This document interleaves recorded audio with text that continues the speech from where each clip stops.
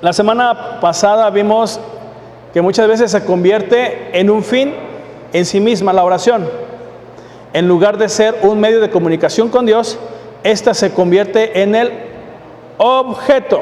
Sí, oro porque pues bueno, tengo que orar, y si yo oro sé que va a ocurrir algo. Le damos como ese poder que Dios nunca le dijo o Dios nunca le dio. También vemos que la oración no es una póliza, ¿sí? No es que si oras en el momento paz va a ocurrir. No digo, les decía que Dios no, muchas veces no, sí de vez en cuando cumple caprichos, ¿sí? Pero no es porque Dios desee que sea en forma de capricho. La oración no es un contrato. Si yo le pido, Dios, hacemos tú y yo un contrato, te pido que si yo te alabo, voy a la iglesia, si yo hago esto y esto y esto, tú verás que tú vas a hacer esto. Entonces es como si yo lo hago, tú lo haces. Y tampoco es así. Porque créanme que muchos judíos, antes de que viniera Nabucodonosor, oraron, y aún con todo y esa oración, mira, te me vas resguardadito 70 años a Babilonia. Entonces tampoco es un contrato. Esto es lo que vamos a ver hoy. La oración nunca sustituye la acción, ¿sí? Eso es algo muy importante. La oración nunca sustituye la acción. La acción es la cereza del pastel. Cuando estamos buscando la dirección de Dios, ¿por qué oramos?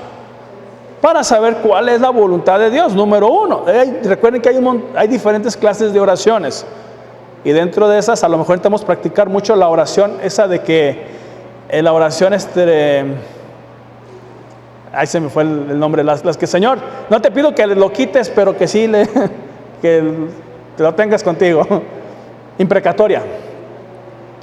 Entonces siempre la oración es buscando la dirección de Dios.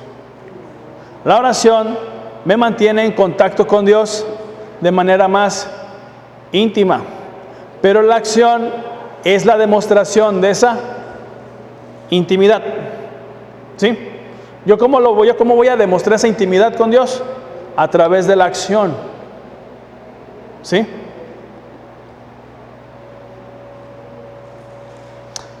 Ahora pregunta, y esto lo vimos la semana pasada, ¿qué esperaba la iglesia al orar por Pedro? ¿Qué oraba por Pedro?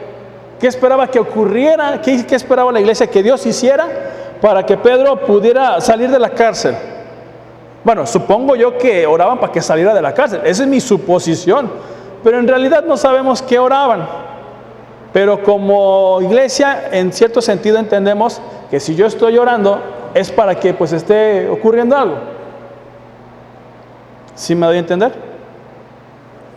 Entonces, pero en este aspecto, cuando sale Pedro, milagrosamente, Dios le ayuda y toca la puerta y le dice, sale Rode, reconoce la voz de Pedro, no le habla, y va con los hermanos que estaban orando y le dicen, Pedro está afuera. No es cierto, estás mal de la cabeza. Ah, caray, no, es que escuché su voz, no, es su ángel. O sea, ¿qué esperaba la iglesia? Y cuando entran, Pedro dicen, ya llegué. Dicen, ah, caray, ¿estás aquí? O sea, ¿qué esperaba la iglesia? ¿Recuerdan la otra historia que les dije que estaba una iglesia y un bar? ¿Por qué oraba la iglesia si ni esperaba que Dios actuaría para que el bar cerrara? Porque la intención era que el bar cerrara. ¿Cómo? Yo creo que la iglesia nunca dijo, Señor, quema el bar. No creo. Dijo, Señor, cierra el bar. Y sí se cerró el bar. Entonces, muchas veces ese es el sentido de, a través de la oración, ¿yo qué espero? ¿Sí? Y ese es el asunto. Mira, Efesios 2:10 dice, porque somos hechura suya, creados en Cristo Jesús para buenas obras, las cuales Dios preparó de antemano. ¿Para qué? Entonces somos creados en Cristo para hacer buenas obras, no para hacer malas obras. Y mi sello es que Dios espera que andemos en ellas, que vivamos en ellas, que las disfrutemos, que las hagamos, ¿sí? Entonces aquí ya me dice, tienes que hacer. No tan solo es creerlo, sino tienes que hacerlo. Santiago 2:18. Uno podrá decir, tú tienes fe y yo tengo hechos. Ok, muéstrame tu fe sin tus hechos. ¿Cómo se manifiesta una fe? Sin hechos. Ahora, yo en cambio te mostraré mi fe con mis hechos, ¿sí? Porque la fe, ya les había dicho, es un verbo, y como verbo tiene una acción. ¿A qué te mueve la fe? ¿Sí? Por eso la fe tiene que demostrarse con hechos. ¿Qué está creyendo? Y eso precisamente, hay oraciones que la única obra que harás es esperar a que ocurra, ¿sí? Por ejemplo, la iglesia que oró por Pedro, ¿qué podría hacer la iglesia? ¿Si iban a meter al cuartel donde estaba Pedro encerrado? ¿Si iban a armar una revolución? ¿Qué esperaba la iglesia hacer? Pues en realidad no mucho, porque si ya metieron a Pedro, ¿cuántos más pudieran haber metido? A varios. Entonces no era una opción ir y enfrentarte al gobierno. No es una opción cuando hay una situación así. Entonces la mejor obra que pudieron hacer, Señor, te pido que cuides a Pedro. Señor, saca a Pedro. Señor, pues mantén con vida a Pedro. No sé qué hayan orado. Pero cuando ocurra eso, sí, cuando ocurra eso, es alegrarte, porque la iglesia no sabía qué iba a ocurrir. Entonces se quedan, dice, atónitos. De ahí viene una palabrita griega que quiere decir sorprendidos. No porque el Señor respondió, ojalá hubiera sido eso, no, sino porque estaba diciendo, caray, pues tú qué haces aquí. ¿Sí me estoy dando a entender? Entonces, la única obra que harás es esperar a que ocurra. Y muchas veces, ¿cuántas veces no le ayudamos a Dios? Diciendo, Señor, te pido esto, pero usamos el plan B y le tratamos de ayudar a Dios. Y ya hemos visto en la Biblia qué es lo que ocurre cuando le ayudamos a Dios. Tenemos un hijo no deseado, no porque no fuera deseado, sino que no estaba en los planes, llamado el padre de los árabes, Ismael, ¿sí? Entonces, tenemos situaciones que en vez de ayudarle a Dios, nos perjudicamos a nosotros. En un principio sí nos ayudamos a nosotros, pero después se nos revierte, porque hay una consecuencia, ¿sí? Entonces, la oración no sustituye mi responsabilidad de actuar. Dios nos dio, 100,000 millones de neuronas para pensar. De esas 100,000 millones de neuronas, ¿cuántas? Y de hecho todas hacen sinapsis, conexión, para que pienses de una manera sorprendente. Algunas las matamos por muchas cosas. Número 1, enemigo de la destrucción de las neuronas, el estrés, la ansiedad, la depresión, las drogas, el alcohol, consumo de tabaco. Entonces, si estás uno constantemente en esa situación, esa cantidad de neuronas se van a ir disminuyendo, ¿sí? Y la capacidad de entendimiento va a ir reducida. Y después uno va a decir, no, es que no sé cómo hacerlo. No porque no pueda, sino porque el cerebro ya no hace esa conexión. Y después viene un proceso llamado de imbecilidad o imbécil, que es cuando la mente ya no procesa adecuadamente o como debe de pensar. ¿Sí me estoy a entender?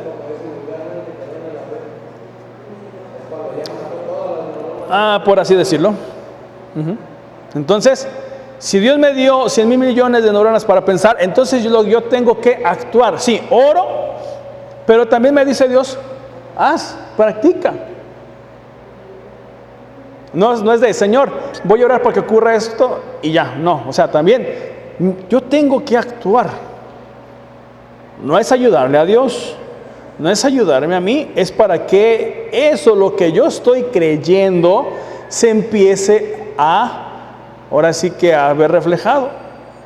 No sé, ¿quién ha visto aquí la película, la de Pequeños Gigantes? Las gigantes, una película cristiana ya hace mucho tiempo. Y le decía un pastor o un maestro a un profesor.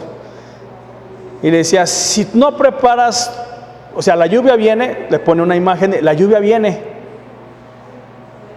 Pero si tú no preparas tu tierra, puede que venga la lluvia, pero si tu tierra no está preparada con la semilla y con todo, ¿en qué momento va a crecer? ¿Sí? Lo mismo es, yo puedo orar, pero si yo no voy preparando el campo para que lo que yo deseo o necesito ocurra, no va a ocurrir.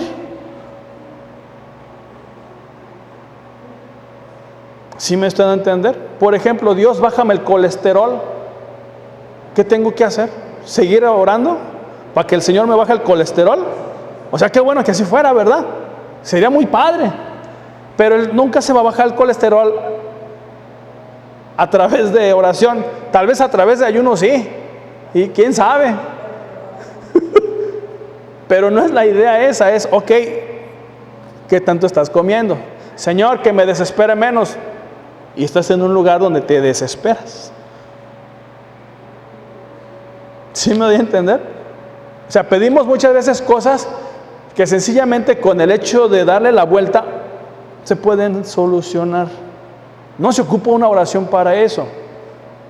A lo mejor ustedes ya han escuchado esta frase de Dante Gebel, de un amigo que tenía, o tiene, no sé, que su esposa, la esposa de alguien estaba mala y la mete al quirófano y dice, ¿te imaginas si mi amigo en este momento me dijera, ¿sabes qué? Médicamente hicimos todo lo posible, ahora vamos a orar y que el Señor actúe en la operación, pero nosotros no vamos a operar. Dice, ay caray, espérate. Sí, la oración sí tiene poder, pero humanamente también ahí se ocupa de operación. Entonces, exactamente, entonces no hay límites para la oración, pero sí está limitada para ser demostrada a través de la fe. Y la fe, ¿a qué me lleva? A hacer. Si quieres recibir algo, prepárate a sembrar, a limpiar, a preparar la tierra. Porque si tú no la preparas, Dios no lo va a hacer. Dios va a traerte la bendición, pero si tú no preparas el medio, el campo, no va a ocurrir. Entonces, ahora sí que los primeros tres no alteran el producto final, pero sí se ocupan los tres. Yo ocupo creer, porque al final de cuentas necesito tener una esperanza que va a ocurrir algo, ¿sí? Necesito creer. Y viene la fe. La fe es la demostración de lo que no se ve. ¿Sí? Ya está hecho, ya está creado, nada más falta esperar. La fe me permite ver el futuro, pero necesito yo creer y necesito prepararme, y la oración es bajarla. ¿Sí me doy a entender? La oración, ya les decía, es comunicación con Dios, para que al final del día estas tres se junten y venga la acción. Yo me la puedo pasar orando todos los días, sí, está muy padre y está muy chido, pero tal vez yo le voy a dar un poder que a lo mejor no tiene, porque yo se lo estoy dando, y yo de ahí puedo levantar un ídolo.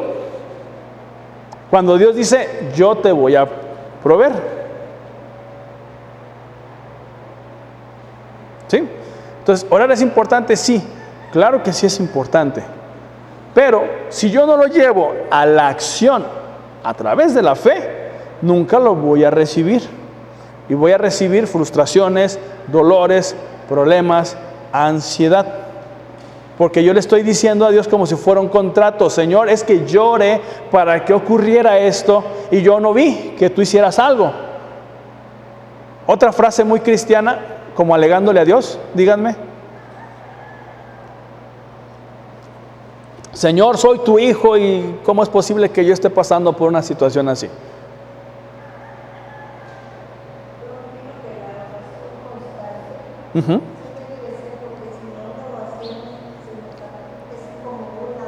Ah, sí.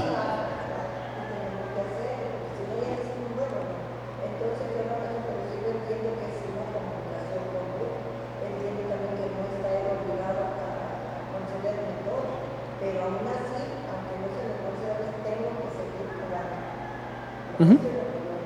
Sí, de hecho es el segundo punto, si se fijan. La oración me mantiene en contacto con Dios. O sea, una cosa es que yo tenga una relación con, incluso yo les había dicho, Señor, ¿qué vamos a comer el día de hoy, por ejemplo? O sea, que invites al Señor cada día como que si estuviera ahí contigo. Y de eso vas quedando conciencia. Y en la oración intimas más. ¿Por qué? Porque se supone que allá estamos más en contacto con Dios. ¿Sale? Es como los días especiales, cuando, por ejemplo, como en los noviazgos. ¿Sí? En los noviazgos hay un poquito de más de relación porque están juntitos. Pero cuando están separados o uno está en sus quehaceres, pues no hay tanta comunicación. Hay una cierta comunicación, una cierta relación. Pero cuando se está juntito, bueno, ese ya es otro tipo. Lo mismo ocurre. Yo puedo estar con Dios en el baño, en la cama, etcétera, etcétera. Pero ¿en dónde intimo más?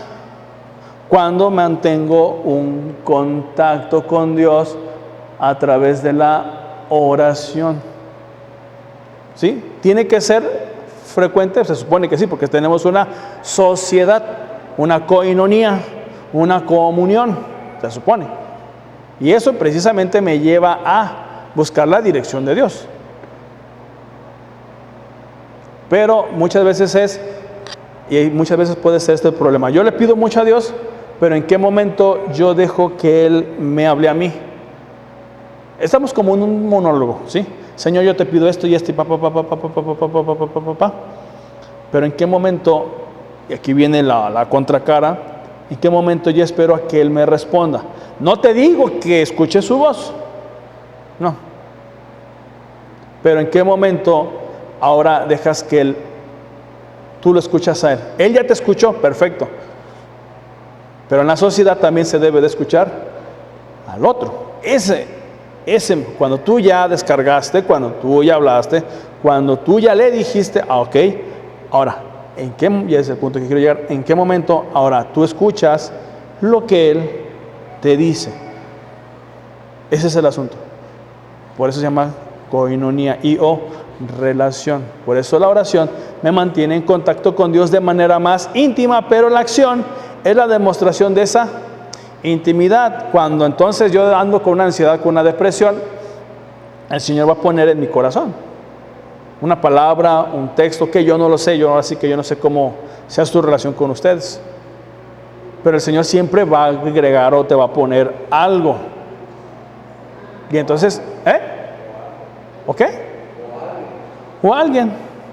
¿Por qué? Porque precisamente Él está respondiendo, ¿sí? Entonces, nada más recuerden esta partecita, la oración nunca va a sustituir la acción, sino simplemente preparas el campo para que tú recibas la lluvia de la bendición, vamos.